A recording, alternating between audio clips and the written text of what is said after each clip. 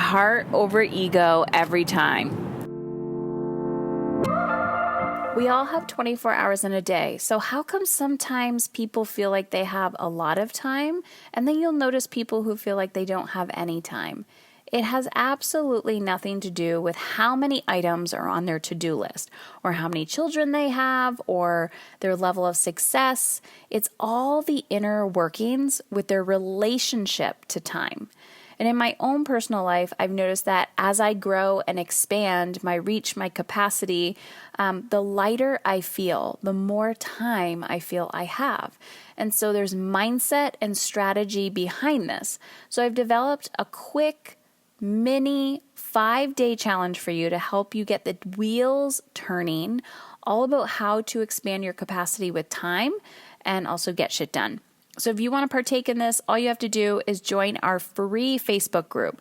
Head on over to heatherchauvin.com/challenge. Can't wait to see you on the inside.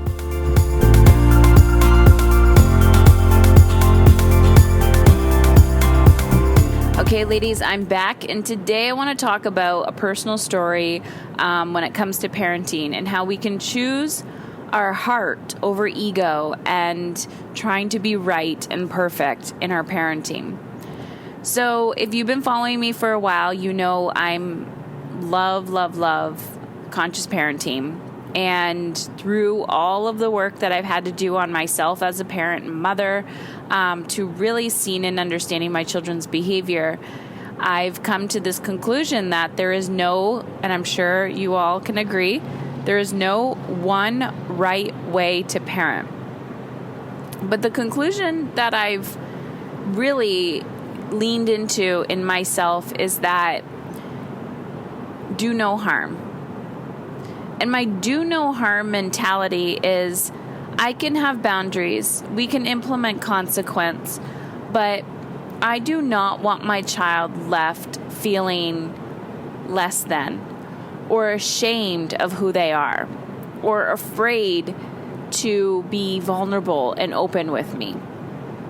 And so sometimes we have to, put down our foot, and we have to be real and, be a little assertive. And so that can be confronting for us. And it's go time. It really brings up all of our shit that we've been working on.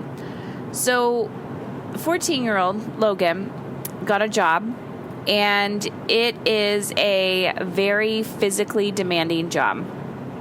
And so he had to pack a lunch.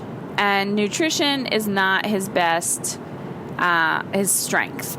Cooking and nutrition is not his strength. Let's put it that way. So it was his responsibility to make a lunch for himself. And so he had to pack a lunch to be able to fuel his body for at least 8 hours. And so the lunch that he packed wasn't adequate for, energy output to energy input. And when I say adequate, I truly mean that. And this was not a circumstance where I was willing to do natural consequences.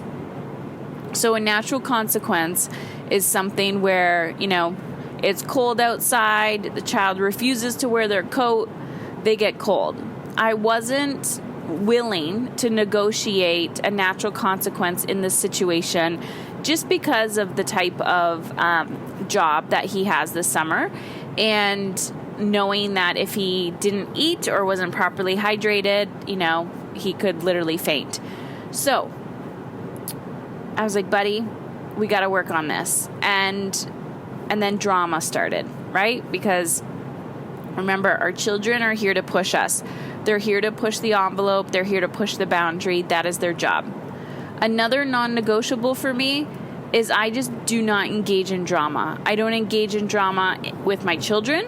I don't engage in drama with my husband. I don't engage in drama with friends, colleagues. And if I do, it is very short-lived, and then I catch myself, call myself out on it, and I turn it around. But here's the thing. I especially will not engage in drama with my children. So when they're just, they're triggered and their big emotions are coming up and they don't know how to process them, it's easy for them to be like, why, and start complaining. So my son was doing this with his lunch, and he made his lunch. And I was like, bud, like, we got to put more, like, this is not a balanced thing, like a balanced meal or a balanced lunch. It's not going to work out for you, and we have to put a few more things in. So at first there was refusal and resistance, and I just wasn't engaging in the drama. And he wanted to go to his friend's house because him and his friend are working at the same place, and so he could go the night before. And I was all for it until I was like, well, you're not ready, like, you're not prepared, so I'm not going to drive you the 20 minutes to your friend's house if you're not prepared. So here's the next step. And this is where I have really grown as a parent over the years, especially as you know, your kids get older and you realize this isn't like, you know, a safety issue anymore. This is like a heart-to-heart, human-to-human conversation. So he came to me and he was frustrated, and he said, listen. And he told me all of the reasons why he was upset with me.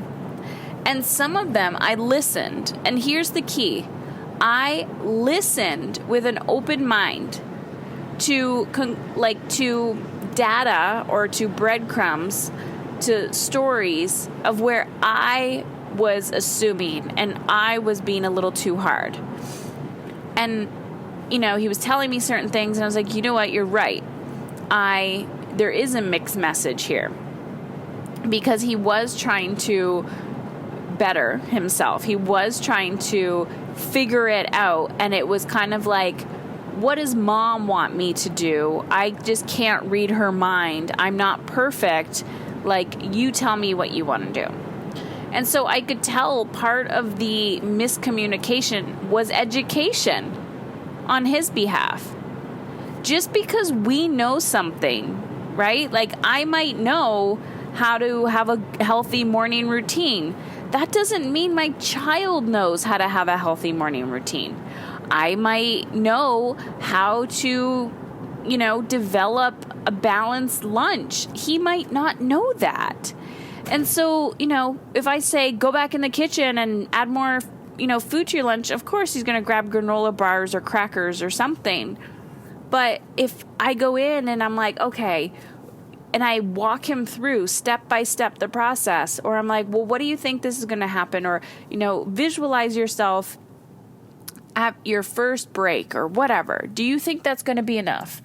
Do you typically get hungry? When you're hungry, what do you crave? What do you think is going to help you feel like, you know, balance out your blood sugar? At the end of the day, when you just have a granola bar left, is that going to be enough? And so I sat with him and in the kitchen, and I was like, okay, let's walk through this. And he's like, no, I probably want this, or I need this, or I need that. And this was an aha moment for me where, one, I was getting angry and I was triggered because Logan was starting drama. He was headed towards his red zone. And in the red zone, you cannot engage with anybody. You can't solve problems in the red zone. So because I backed down and I said, okay, like, you're not going to your friends. Like, I'm done. We're not solving this problem tonight. Like, we'll have to figure it out in the morning. And then he came down from his red zone. We were in the yellow, and we solved the problem. He added more food, but it was from an educational standpoint. There was no anger or resentment. We were a little heated, but there was no anger or resentment. And then on the way to his friend's house, we had a really nice conversation, and we talked about it.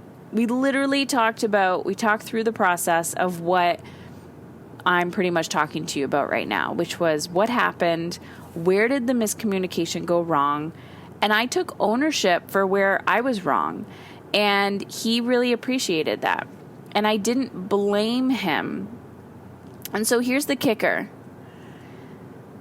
Our children feel like this is how we develop their confidence.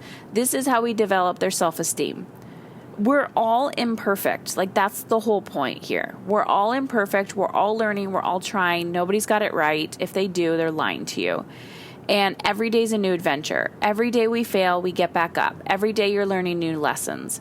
And so when you're a kid and people are constantly giving you feedback of like, you're not good enough, you're not good enough, try harder, this isn't perfect, keep going, push. What they're hearing most of the time is, I am not good enough. And they internalize it as shame. And then as adults, and I don't know about you, but I still got to deal with some of this stuff myself. As adults, we feel ashamed. And Brene Brown says the difference between shame and guilt is I feel bad. I feel bad for going to the gym. Shame is I am bad for going to the gym. And shame is deep. Shame is attached to worthiness.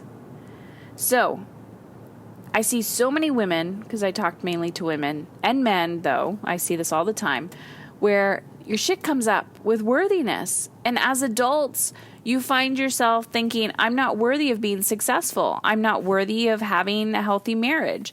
I'm not worthy of making money. I'm not worthy of being healthy. That was legit one of my issues, was the shame I carried around. And I didn't truly believe I was worthy of having what I wanted and being healthy. So I know it's just making a lunch, but it's in these moments where you are literally leaving your legacy. You're leaving your emotional legacy. Are you going to choose to have this hard, twisted, complicated conversation with your child and at the end say, you know what? You're fine. You are a good kid. I just wanted to give you a growth opportunity and deepen that relationship with your children. So this isn't an us versus them. This is let's figure it out together. So ladies, I hope you gain benefit from my situation. And if you want more information, so many people have gone through my mini course, Understanding Your Child's Behavior mini course. You can actually purchase it on demand, and there's 6 modules. One of the modules is punishment versus consequence, but it's almost like everything that I've had to learn to get to where I am today in those challenging conversations with my children, in those challenging moments. And your kids do not need to be teenagers. They could be toddlers. So check it out. momisincontrol.com/parenting. You can purchase it ASAP. Those 6 modules are 6 core foundational tools that if you watch them and implement them, because everything I teach you is incremental, it's like 20-minute modules with action and implementation strategy. It's a rinse and repeat cycle. So rinse and repeat, learn it, study it, make magic happen. You will transform your parenting. And I know it. I know you will. But you have to show up and you have to do the work. You have to have those uncomfortable, difficult conversations, and I promise you, change will happen. All right, talk soon. We all have 24 hours in a day, so how come sometimes people feel like they have a lot of time, and then you'll notice people who feel like they don't have any time? It has absolutely nothing to do with how many items are on their to-do list or how many children they have or their level of success. It's all the inner workings with their relationship to time. And in my own personal life, I've noticed that as I grow and expand my reach, my capacity, the lighter I feel, the more time I feel I have. And so there's mindset and strategy behind this. So I've developed a quick mini 5-day challenge for you to help you get the wheels turning, all about how to expand your capacity with time and also get shit done. So if you want to partake in this, all you have to do is join our free Facebook group. Head on over to heatherchauvin.com shefalitsabary.com/challenge. Can't wait to see you on the inside.